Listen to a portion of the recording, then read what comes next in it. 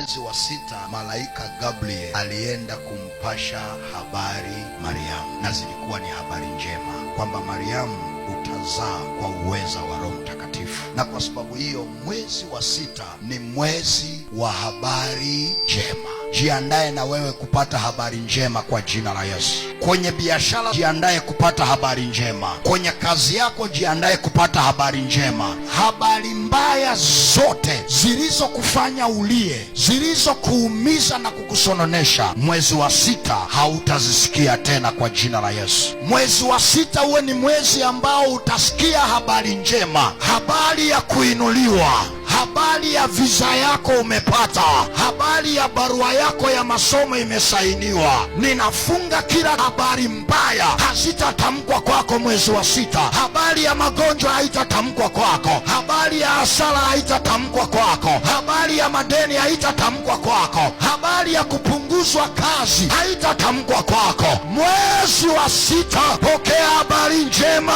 Mwezi wa 6 utaambiwa biashara yako inaenda next levels.